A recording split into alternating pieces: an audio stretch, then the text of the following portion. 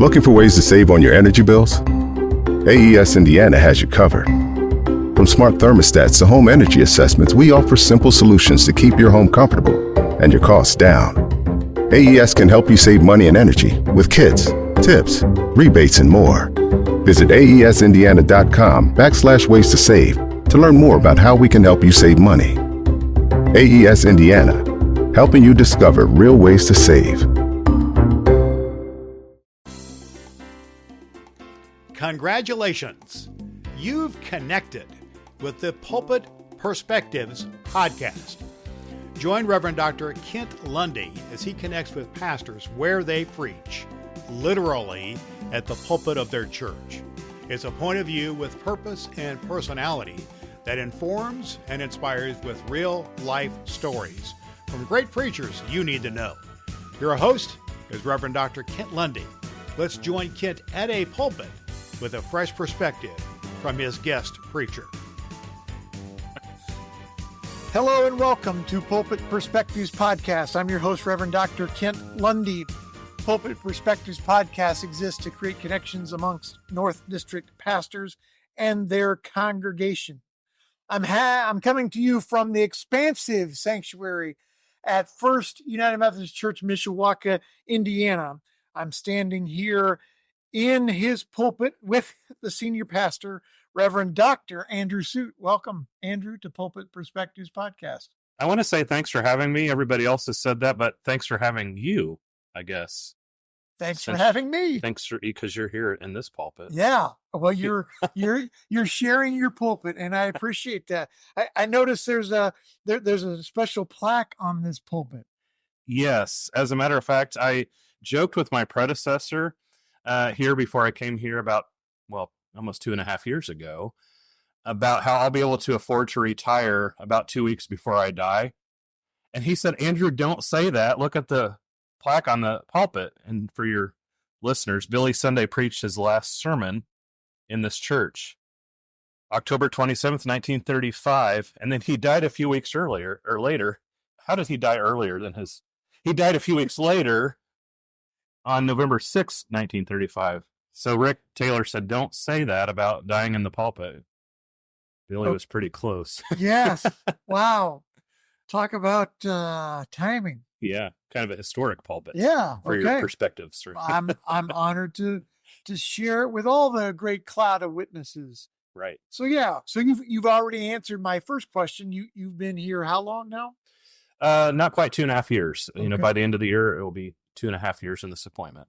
And you got it all figured out? Yes, we got it all figured out. Got the doctorate finished, ready to go. It's all downhill from here, right? You can just phone it in from here. Right. Yeah, no, of course not. You're not doing that. All right. So what brings you joy? What brings me is, I guess, my happy place in trying to balance life and ministry. One of the things that brings me joy, especially at this time of year, is sitting around a fire pit. There's just something about that, just watching a fire, sitting out in nature. So that's brought me a lot of joy lately, and certainly this wonderful church. I often say that it's a beautiful building. If you've ever seen Mishawaka First, or your listeners have, it's a historic downtown church. But I always remind the people that the people inside this building are even more beautiful, and how that they also carry the good news of Jesus outside of this building. So they bring me joy, as well as that and my family. Absolutely. I should mention the family. They bring me joy too, right? Absolutely. Yeah. Right. Absolutely. They're all a gift. It's all a gift. It's all a gift. All a gift. So Matt, just go with me for a second. That if ministry were a basketball game, who's in the stands of your game? That's your cloud of witnesses that's encouraging you, cheering you on. Who's that in the stands giving you home court advantage? So like a person or however persons, living, dead, whatever. I can't help but think of my mom with that question. In terms of when I was ordained in Arkansas, part of my story is we're from Indiana, but came back home to Indiana.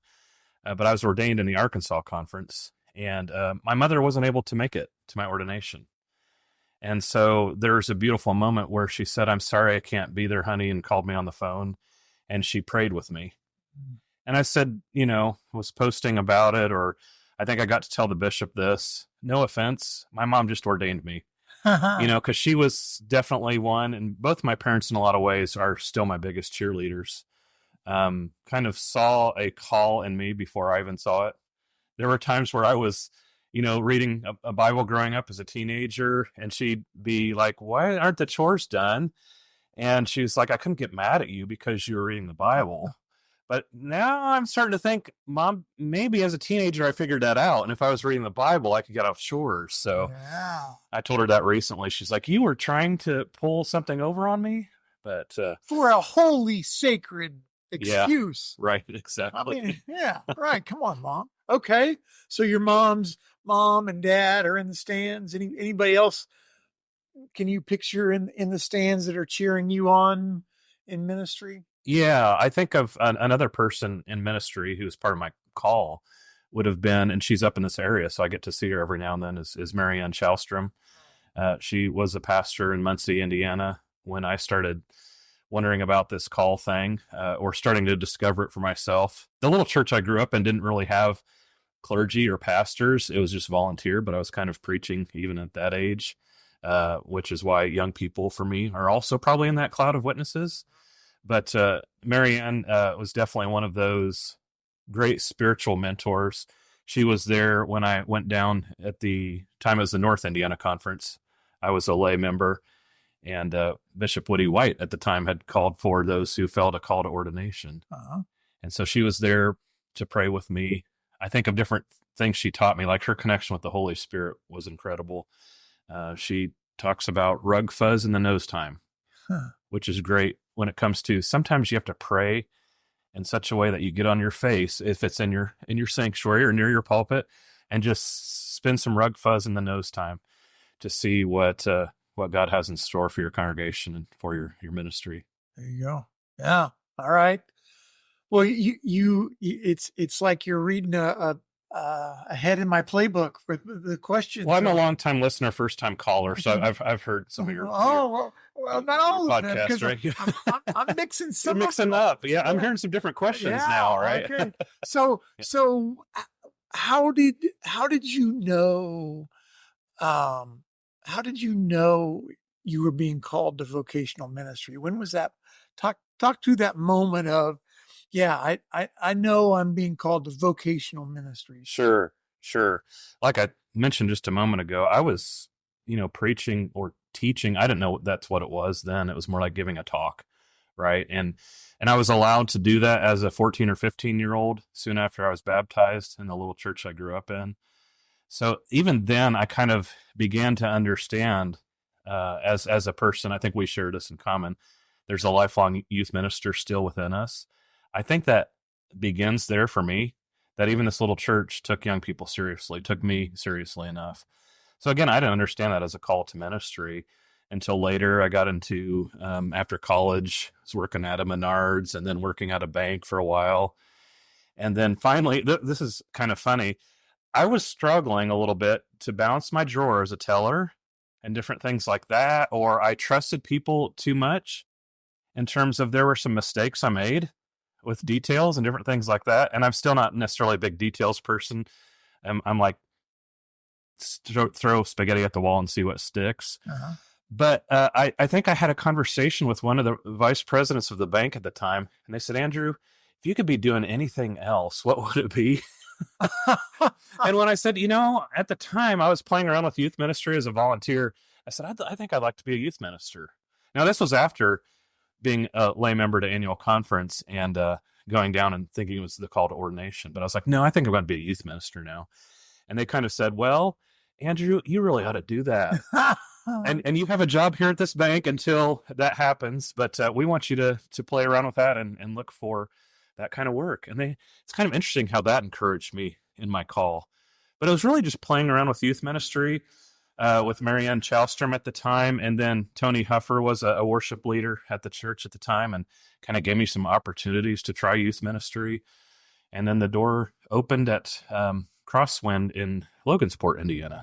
So some ways it's good to be back home again in Indiana after There you all go. of that. Okay, I like it. Short Thank- story long, I guess. No, it's all good. I like it. Thank you. So what's your go-to Bible verse? I think I look at Micah 6:8, as a lot of people do, as like one of the great commissions of the Old Testament, to do justice and to love mercy and to walk humbly with God. And as I understand the Hebrew concept for justice and mercy is not that they're the same thing, but I had a friend say they kiss. Like there's a certain place where justice and mercy come together. And of course, that's walking humbly with God. Sounds a lot like the Great Commandment too. Mm-hmm. Love God and love neighbor Mm-hmm. in mercy and justice ministries. I like it. Yeah, that's wonderful. Thank you. Okay, got it. So if you were going to go axe throwing, have you ever been axe throwing? I have not. Okay, Yeah. so pretend you're going axe throwing. Who from the Bible are you bringing with you and why? Well, again, a longtime listener, first time caller to your show.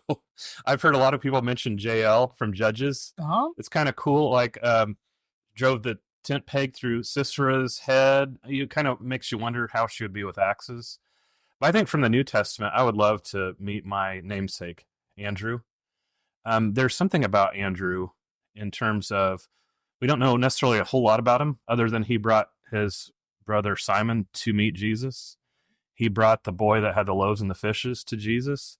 And in so many ways, Kent, that's all I want to be about, is introducing people to Jesus and going, here you go. Here's some loaves and fishes, or maybe he would say, here's the axes. So let's see what we can do. Now, he wouldn't be maybe as impulsive as his brother was, but maybe that means he has some more accuracy in his throwing, something to teach me. Okay, so Also, Andrew means strong and manly. Did you know that? So strong and of I course kind it of like does. to live into that. Yeah. So what would your axe throwing team name be? Gosh, what would be the plural of Andrew? The energize, the Andrews. Yeah, it would have to be something. Androids? The androids. Yeah, right. I like it. The androids.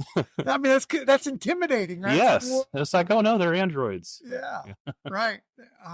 Nice. Okay, got it. Andrew and Andrew, or Andrew squared. Okay, all right. So where do you go to recharge?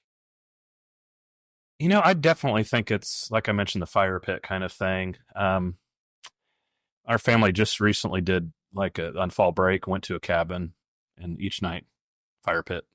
You know, but there's something about that cabin in the middle of nowhere. I just love that. That's a great way to recharge. As someone who kind of struggles with that, I always feeling like I need to be productive, but also the importance of Sabbath and disconnecting. Yeah. Yeah. Fire is incredibly sacred. So Yeah. I can imagine that being a very rechargeable and recharging sacred act. Yeah, absolutely. Well, I like it. Maybe there's a fire sermon series in there someplace. I think so. Wow. Yeah. And you've helped me discover some sermon series here and there. Okay. Yeah. Yeah. Okay. So what lesson have you had to learn the hard way? I think it seems like most of the lessons that are worth learning are learning the hard way, aren't they? I think with the feeling of always wanting to be productive, I think some of your podcast listeners are at least familiar with Enneagram or other podcasts. I'm going to know just enough to butcher it, so don't come after me. But like I'm at an Enneagram 9, so that means my emphasis is often on bridge building and peacemaking. Well, that also means I don't like conflict too, which sounds kind of weird because you can certainly bring people to a place where they butt some heads. So my growing edge is knowing that and trying to not cause conflict, but head towards that. Knowing that that's where we often grow is in those places of conflict. So having to make decisions for a church or help the church itself make decisions has certainly been a challenge in all of my appointments so far. But the funniest thing about Enneagram 9 is our center of intelligence, as they call it, is action, but also sloth is our primary sin that we struggle with. So it's not doing anything. So what does it mean? I had a friend put it this way, who's an expert in the Enneagram. He said, 9s are always doing something, and sometimes it's the things that need to be done. Yeah. I was like, that's great. So if I can avoid conflict, I want to, but because I know that about myself, that's where I often grow the most, is heading towards, let's resolve that in a Christ-like way. So how do you, knowing that, and that's a beautiful insight in who you are. So knowing that, how do you head that off at the pass when you see yourself going down that road of being productive, but not the right kind of production? Right. I think it's very much for me is the to-do lists help. So I know the things that have got to be done. Because that's what I find really interesting in ministry is I can find myself so busy doing the things that aren't necessarily have people waiting on me for an answer or for whatever it may be. So it's really easy to go, well, I'm reading this book and that's part of my ministry. Or we're doing a series this Advent just called Christmas at the Movies. We need to have some fun after. Can I say this after our election? It's too late now. It's out there, I guess, maybe. But that for some people, this is a grieving process. This is a celebration process. But for us to come together and just have some fun with Christmas at the Movies. I guess going back to your question then is I can easily go, well, I'm rewatching Polar Express, and this is work. This is for ministry. But also is calling that person who I need to talk to about their ministry, try not to say anything too specific, of course, on the podcast, but I'm dealing with some of that right now that I'm going to need to call someone and ask a few difficult questions about. So, in other words, this is also how I deal with that, is you've helped me as the coach that you also are. Stop putting that off, Andrew. Make that phone call, take them out to coffee. Well, you are the expert on you, so you know what's best. So, but it does sound like the train is needing to leave the station. How do you do it, Kent? Like, this is your podcast, but you're also coaching at the same time. It's crazy. Well, I don't know. Thank you, Jesus, Holy Spirit. There you go. Right. Maybe it's the Billy Sunday. It's Billy. Yeah. It's Billy. It's got to be Billy. It's Billy. So what's an ordinary space that's extraordinary to you because of what's happened to you at that space? Oh, wow.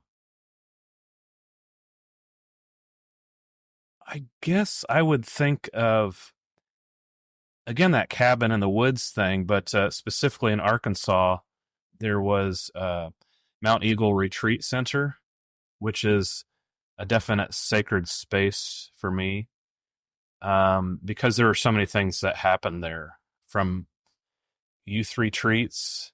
As a matter of fact, to the youth retreat where I was kind of interviewed. This is kind of how it happened. When I went to Arkansas to interview for a job at Lakewood United Methodist in North Little Rock, I'm sure he didn't tell me this at the time, but he probably did.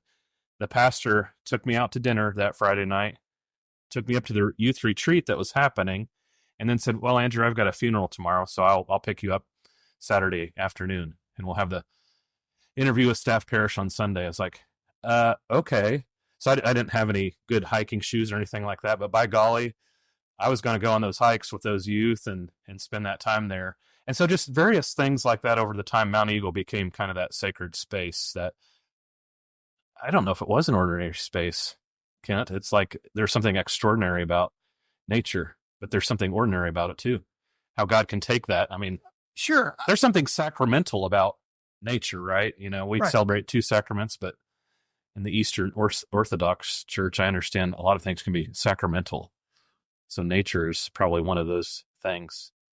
Well, I can picture on the one hand, you look at Google Earth and it's just a clump of trees in the middle of nowhere, Arkansas. Right? Yeah, so, exactly. Yeah. Why take any notice of that space? Yeah.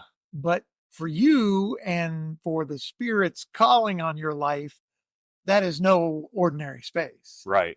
Right. That is a space where you discern God setting you aside Yeah. Yeah. for even such a time as this, right? So definitely being back in Indiana, it's like we're trying to, where is that space for us? And in some ways, it's rediscovering Epworth Forest is great too. And it's like, that's becoming a great sacred space too. And yeah, there's just so many things. I think we're on holy ground wherever we go. And that's what's cool about, I think about the story of Moses and the burning bush. Like maybe the miracle I've heard it said before is not that the bush was burning and not being consumed, but that Moses finally noticed it. Like there were probably brush fires all over the place, but finally he said, why was this one not burning up? And he finally turned aside. And God said, take off your sandals. You're on holy ground. It's like, oh, I've been on holy ground this whole time and didn't know it. Yeah. That'll preach too, right? There you go. Yeah. Thomas Merton said that everywhere we look is a gateway to heaven. There you go. Right?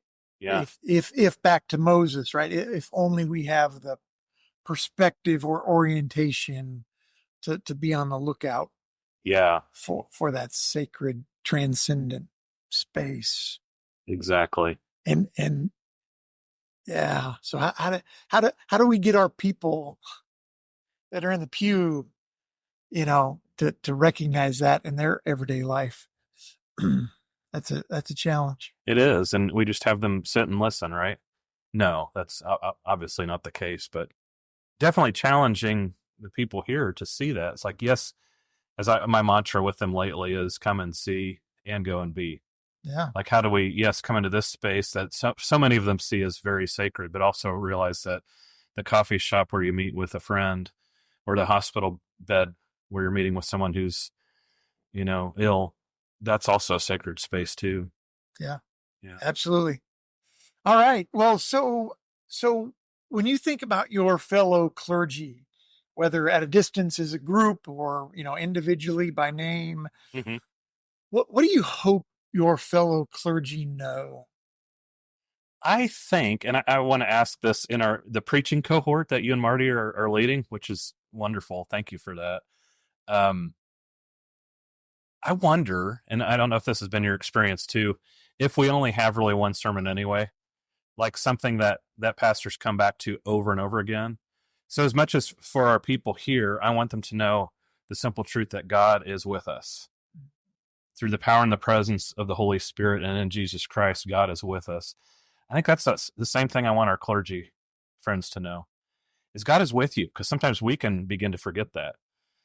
God is with us together as clergy, as clergy and laity, but also God is with you personally, because it's really easy for us to forget that, friends. As I look at your microphone, like I can see them, right? God is with you, friends. Okay, so and that's wonderful. Take it one more step. What do you hope your fellow clergy do with that? I mean, how are you envisioning that to be empowering for them?